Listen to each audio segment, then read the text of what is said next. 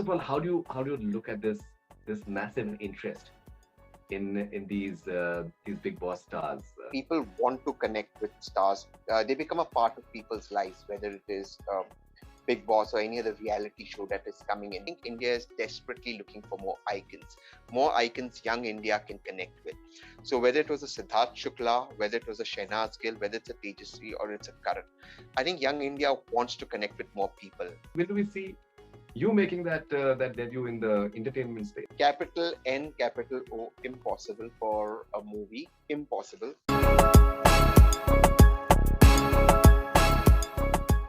Tehseen, welcome back and thank you for your time. Thank you for having me, Faridoon, and it's so good to always speak to you. Okay, so I saw that tweet of yours on the massive popularity of Karan Kundra and Tejaswi. So first of all, how do you look at this massive interest in these big boss stars? The way people respond to them and anything and everything about them, it's absolutely something else. Absolutely. And like when we spoke last time, I told you reality TV is here to stay, and people want to connect with stars. They become a part of people's lives, whether it is Big Boss or any other reality show that is coming in, because you're into people's bedrooms, you're in people's living rooms, and people allow you in with consent. There is a difference between a reality show and a movie, in the sense that a movie you have to buy a ticket and go watch a movie. A reality show or a television show, it's in your house, or an OTT platform, it's in your house. They're in your personal space with consent. So I think that they become a part of people's lives, and people who do well, like Tejasvi or Karan, I think it's phenomenal for them that they reach that kind of success and popularity. Right. But how do you look at their popularity? You feel that both Tejasvi as well as Karan Kundra, they are equally very popular. Absolutely, they've been fantastic. When I spoke to you last time, I predicted the top three, and I said it would be Tejasvi, Karan, and Pratik, and they've done so well for themselves. And it was obvious they carried BB15 on their shoulders. Tejasvi, you have to give it to her. She was an alpha in the house. She was absolutely an alpha. And I again told you the incident where one of the episodes that I saw, she was out there on the ground fighting, trying to fix her cycle or trying to finish that task. It's phenomenal for her. I mean, she is very good looking, she is very popular, and she stood her ground. She stood her ground absolutely. The girl had a spine. Even with Karan, before BB15, he was such a popular star. He looked so good on screen, and he had this amazing aura about himself. And yet, he had this soft side, this vulnerable side. He had this amazing chemistry with Tejaswi. Those hashtags were ahead. I think the two of them really carried BB15 on their shoulders. And of course, Pratik did. All right, and so as we discussed last time around, Tehseen, you're someone who's an observer as well of Yeah. the latest trends as far as India is concerned, of whatever is happening all around us. The sort of interest that people have and the way people respond, even to your last interview, the sort of discussions that happened because of that. What does it tell you about the interest level of people as far as the real lives of celebrities are concerned? I think it says two things. One, India really, really requires more celebrities, and it requires more icons. So I think India is desperately looking for more icons young India can connect with. So whether it was a Siddharth Shukla, whether it was a Shehnaz Gill, whether it's a Tejasvi or it's a Karan, I think young India wants to connect with more people. And the earlier phenomenon, especially after, with television and OTT now in your house, the democratization of the media, more young people getting opportunities to come in and entering into your personal space. I think people feel that they own them. There is never a day, Faridoon, when I don't have somebody who tells me how much they miss Siddharth Shukla. So there is a connect that people have with these stars. They look at them as part of their being, and they start living their life. So obviously that transcends into curiosity about their personal life. So that is a natural progression. All right, and when you hear these conspiracy theories that X candidate deserved to win and Y candidate deserved to win and Z candidate had more following or maybe more social media presence during the Big Boss, for example. How do you respond to it? Do you think that it's a passion of various fan clubs? or there's more to it? So of course, their fans are very, very passionately involved with some of these stars. So they sort of put this out when they are upset. But let's look at it very practically. Let's talk about Big Boss, for example. What will the Big Boss makers get by spoiling their brand, whether it's Viacom or it's Endemo? Why will they be unfair? What will Mr. Salman Khan get by being biased? Does Mr. Salman Khan at this stage of his career need to be biased? The easiest card to play is a victim card. And I don't endorse that. I think you should, you must be grateful for getting an opportunity in a show like Big Boss and capitalize on it, whatever you want to do, and move ahead in life. One must always be grateful. Just look at Salman. He's the biggest star this country's seen. He's amongst the 3 or 4 biggest stars that we currently have. Is Mr. Salman Khan going to sit and be biased or create a conspiracy against somebody? Why would he do that? It just doesn't add up. There's no logic to it. And, I mean, when we spoke before Big Boss 15, we spoke about the top three, and those top three did happen. It wasn't rocket science, right, Faridoon? We know who's connecting. There is a chemistry. You can have everything correct. You can tick every box, but chemistry is ultimately what takes you through. Look at Siddharth Shukla. What does Siddharth Shukla have? He had chemistry with the audience, right? It was chemistry that took him through. Nothing else. I mean, if you were to see it, Siddharth, you may agree with some positions, disagree, but he had a chemistry connected with the common man. Ultimately, it comes down to that. And what do you think is the yardstick for gauging the popularity of any star? Do you think it is the amount of money that they're getting for the show? Do you think it's the social media traction that they're generating, or maybe it is something else? Social media attraction has to be organic. It cannot be done by your supporters who sort of build it up. It must be organic. Money is immaterial because somebody may get a lot of money, somebody may have different reasons for doing the show. So money is definitely not a criteria. It could be one of the minor criteria, not the main criteria. But definitely social media attraction if it's organic. And second is buzz. You can create all the hype. You can have the best PR machinery to have hype around you. But buzz is something that is created organically. It is when you feel something. Again, I go back to Siddharth Shukla, and I keep giving that example because he didn't have to externally push for PR. People connected with him, so he had a buzz around him. He continues to have that buzz around him. Tejaswi, she may have had people, her fans already when she entered Big Boss or Karan, but they had the chemistry and that connected with people. So ultimately, it is the buzz that takes you through. It is how you connect with the common man who's or common woman who's watching that show in his living room, in his bedroom, on his mobile phone, on her mobile phone. Okay, so Tehseen, we are witnessing a very, very interesting phenomenon right now. And I think this is something that has been shown by Big Boss in a way that these television celebrities, they are having maybe far bigger fan following than even say movie stars, for example, certain movie stars.